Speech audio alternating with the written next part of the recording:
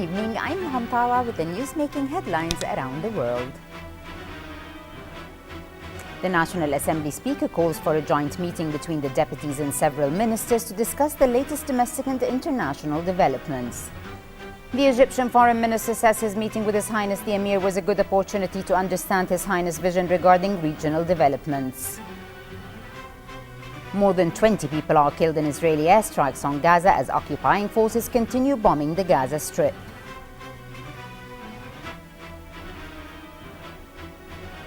And emergency powers to ensure police can continue to access phone and internet records are being rushed through the UK Parliament.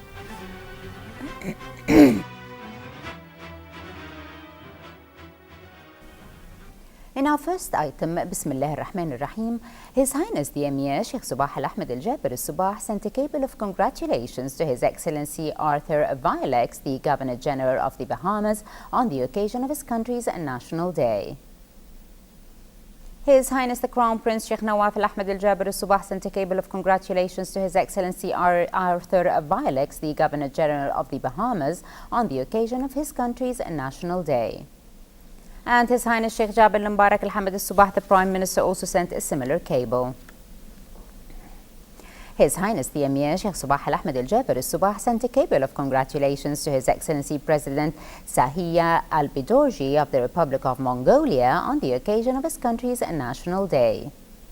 His Highness the Crown Prince Sheikh Nawaf Al-Ahmed Al-Jaber Al-Sabah sent a cable of congratulations to His Excellency President Sahiya Al-Bidorji of the Republic of Mongolia on the occasion of his country's National Day.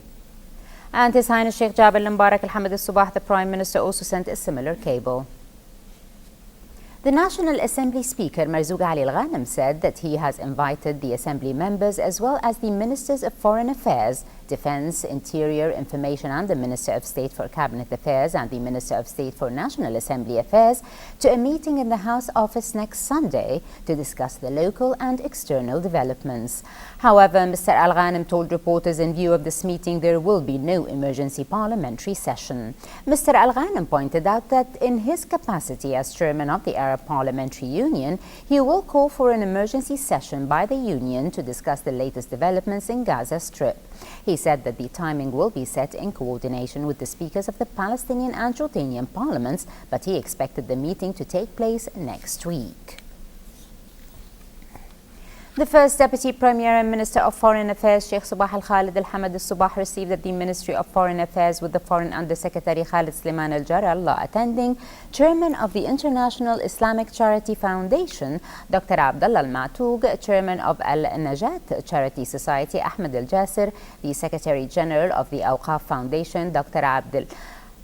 Abdul Mohsen Al-Jarallah Al-Khrafi, the Director General of Kuwait Zakat House, Ibrahim Al-Saleh, Chairman of Social Reform Society, Hamoud Al-Rumi, and Chairman of the Heritage Revival Society, Tariq Al-Haisa.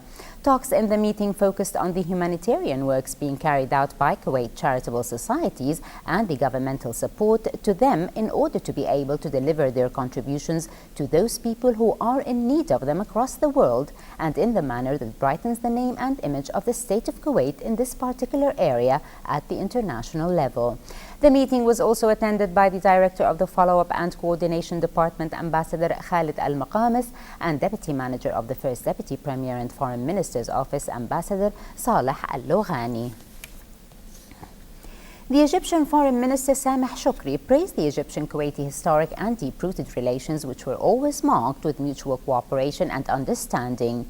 In an interview with Kuwait News Agency upon his official arrival to the country, Mr. Shukri said that his visit came in appreciation of Kuwait's support to Egypt during the transition period which followed the 30th of June revolution.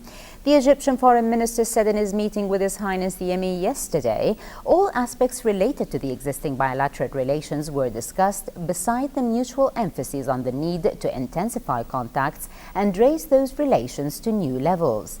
He added that his meeting with His Highness the Emir was a good opportunity to understand His Highness's vision regarding the regional development, especially the prevailing conditions in Iraq, Syria and Libya.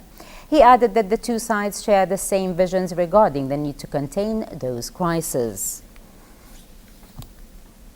An official source at the Ministry of Foreign Affairs expressed Kuwait's strong condemnation of the air raid staged by the Israeli occupation forces on Gaza Strip, which resulted in a number of martyrs and wounded people.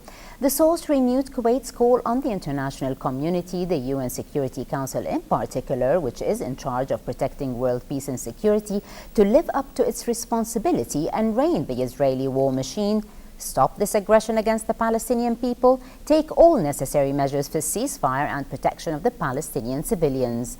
The source also called on the Security Council to support the efforts being made for abidance by the truce which was reached in November of 2012 and to make maximum efforts to prevail upon Israel to abide by its previous obligations and to create the proper conditions for resumption of the peace process in the Middle East in accordance with the international legality resolutions and the Arab Peace Initiative and the roadmap. Tensions reached a boiling point in Gaza. Israel conflict since the launching of Operations Protective Edge, with Israeli warplanes targeting more than 100 homes, killing at least 80 Palestinians and injuring hundreds more. More details with our correspondent Majd al-Wahidi from Gaza. In Gaza, tens of children are lying under blankets of death. Most of them are burned with wounds and killed. This tragedy comes as Israel pounds Gaza. For the last 3 days, Israeli warplanes targeted more than 100 homes, killing at least 80 Palestinians and injuring hundreds more. And escalations continue to rise. Sleepless in their homes, residents are praying that the next target isn't them, but many were unlucky to survive. What did my children do to Israel to deserve death? Where is the humanity? Where is the US? They hit us with a huge airstrike, and suddenly my 2 children died. The airstrikes are a part of Israel's Operation Protective Edge. This is the most serious confrontation since Hamas and Israel fought an 8-day battle in 2012. Israel say their goal is to stop Hamas rocket fire and target militants who are responsible for the almost 200 rockets fired into Israel in the past week. Meanwhile, Hamas militants and other fighters say these rockets are a natural reaction to Israel's crimes. Now it's the holy month of Ramadan, but Israel made it the month of blood. The children were in one home playing with each other. Suddenly 2 rockets fell in our heads. Amid increased violence, the president of the Palestinian Authority accused Israel of committing genocide in Gaza. However, some sources revealed that diplomatic efforts are underway, but fears are growing high. Gaza rockets are more intensified than ever. Israeli Prime Minister Netanyahu said the army is ready for a grand invasion. There is intensive escalation on the Gaza Strip by the Israeli military forces. Last night and the night before and today, the intensive escalation on Gaza by shooting, by bombarding some buildings and some compounds for the Palestinian security forces. This is for the next few days would be most likely a ground invasion, as some threats were made by the Israeli government. They will invade Gaza. This would make the situation miserable and difficult. The humanitarian situation in Gaza is awful and people cannot bear it anymore. With no realistic sign of a possible ceasefire, tragedy continues with no clear end in sight. Israel claims that its military operation is only to target Hamas militants, but this place has a different story. Since 3 days, Al-Shifa hospital in Gaza City has been busy with receiving killed and wounded civilians, mainly children and women. And now bloodshed is not a graphic photo, but an ugly reality. Majd al-Wahidi, Kuwait TV, Gaza. Iraq's Kurds said their politicians will stay away from cabinet meetings to protest against remarks made by embattled Prime Minister Nouri al-Maliki. Today's announcement came a day after al-Maliki accused the largely autonomous Kurdish region in northern Iraq of harboring the militants who have overrun much of the country. The Prime Minister provided no evidence and the Kurds denied the allegations. Deputy Prime Minister Roz Nouri Shawaz, the highest level Kurdish official in the government, told reporters today that the Kurdish government ministers would not take part in the upcoming cabinet sessions as they cannot endure any more such behavior, statements and stances. Kurds also hold the cabinet posts for foreign affairs, trade, health and immigration and displacement. The newly elected president of the Syrian National Council held his first news conference after being elected in the latest Syrian National Coalition meeting. Hadi Bahra served as chief negotiator at the failed peace talks with the government of Syrian President Bashar al-Assad in February in Geneva. He succeeds Ahmed al-Jarba, who have already served 2 6-month terms, the maximum period allowed by the coalition. Bahra said he is keen to underline that complete integration of both political and military sides is crucial to build a credible opposition movement. China and the United States today promised closer cooperation on climate change and North Korea, although China warned the U.S. not to take sides on its maritime disputes with Asian neighbors. The two sides discussed cyber hacking but announced no progress towards resolving U.S. accusations of widespread Chinese theft of government and corporate secrets. This came as U.S. Secretary of State John Kerry and U.S. Treasury Secretary concluded an official visit to China to attend the annual strategic and economic dialogue between Beijing and Washington. The U.S. has long pushed for China to use its relationship with North Korea as its only major ally and crucial source of fuel and food to pressure it to give up its nuclear capabilities. Kerry said the U.S. and China were committed to a denuclearized, stable and prosperous Korean peninsula through UN Security Council sanctions imposed on Pyongyang. The German government offered the expulsion of a CIA official in Berlin in response to 2 cases of alleged spying by the U.S. Reports say the official is said to have acted as a CIA contact at the U.S. Embassy in a scandal that has infuriated German politicians. A German intelligence official was arrested last week on suspicion of spying, and reports yesterday said an inquiry had also begun into a German soldier. The chairman of the Bundestag, that's Parliament committee overseeing the German Secret Service, said the action of ordering the CIA official's expulsion was taken because of American spying on German politicians and its failure to cooperate and provide adequate responses. The U.S. has not denied allegations that a German intelligence agency employee arrested last week was passing secret documents to the U.S. National Security Agency. Britain's Prime Minister David Cameron pledged today to rush through fresh measures to give police and spy agencies the power to scoop up mobile phone and internet data. The bill follows a European Court of Justice ruling in April that said forcing data companies to keep records of phone calls, texts and internet usage violated the right to privacy and the right to protection of personal data. Cameron said that emergency legislation is critical to help law enforcement and intelligence agencies fight crime and ensure national security, arguing that the consequences of failing to act were grave. Cameron's office said companies would start deleting the material unless they had a business reason to keep it, thus jeopardizing investigations that often unfold over a period of months.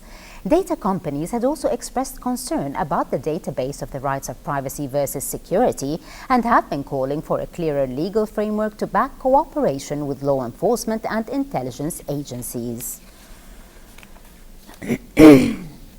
And moving on to local business news, where the main indices of Kuwait Stock Exchange ended its trading session today on a green board.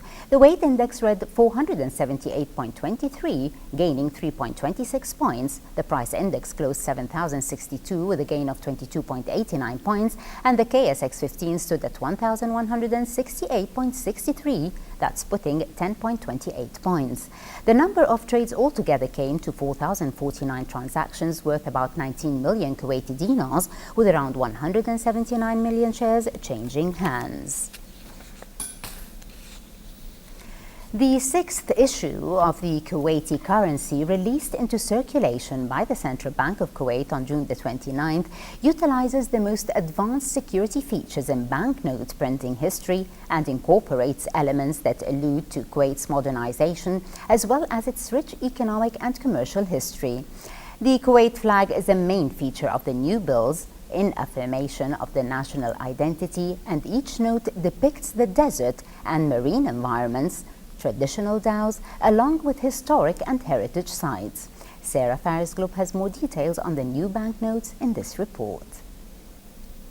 The sixth issue of the Kuwaiti banknotes includes the most advanced security measures, from innovative printing processes and color-changing features to visual elements that become visible upon tilting the banknote.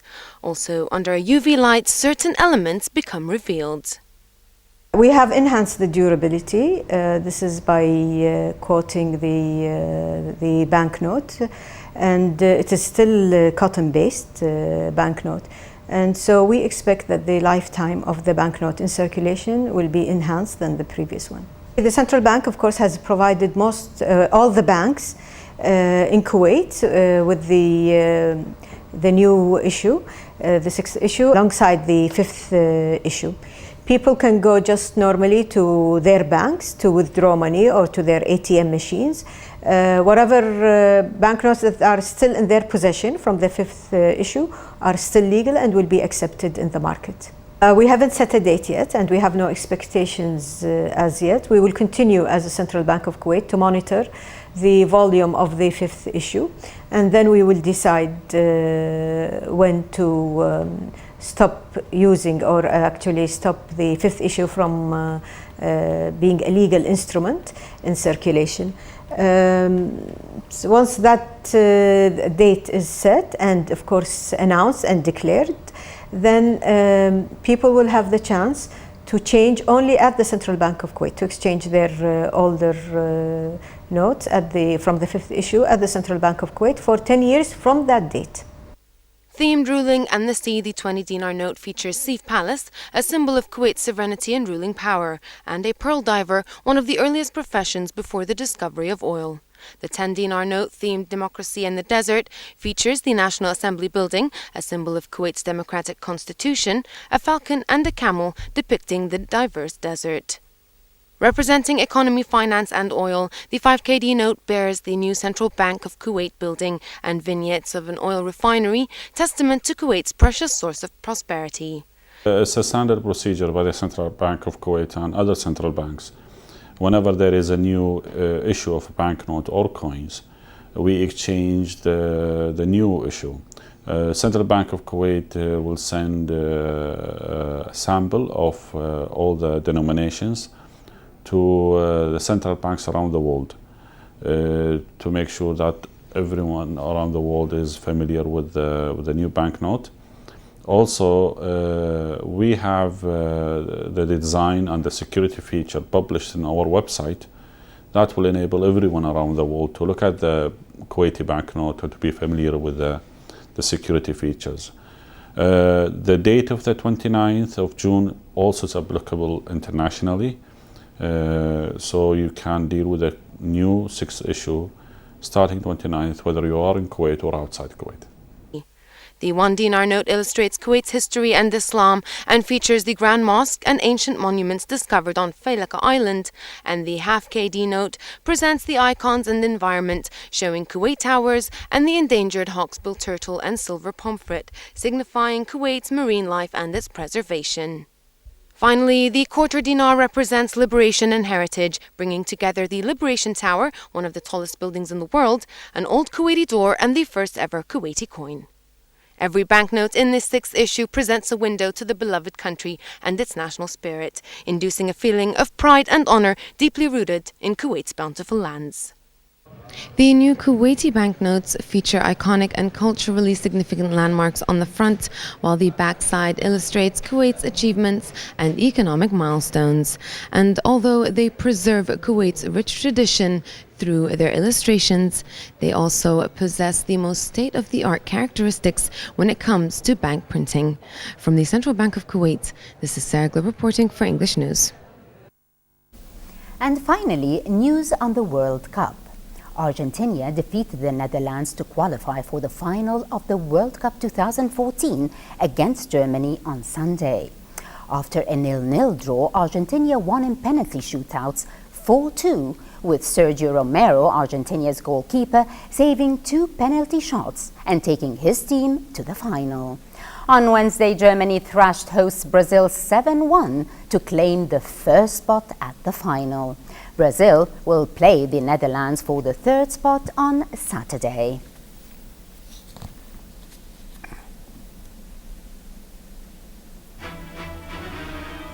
For a chance to see our reports again, please visit our YouTube channel at MOI Kuwait News. Well, with that, we conclude our news bulletin. Thank you for joining us. Have a pleasant time. I'm Maham Pawa. Before we go, we remind you once again of our main top stories. Have a pleasant time and good night. The National Assembly Speaker calls for a joint meeting between the deputies and several ministers to discuss latest domestic and international developments. The Egyptian Foreign Minister says his meeting with His Highness the Emir was a good opportunity to understand His Highness' vision regarding regional developments. More than 20 people are killed in Israeli airstrikes on Gaza as occupying forces continue bombing the Gaza Strip.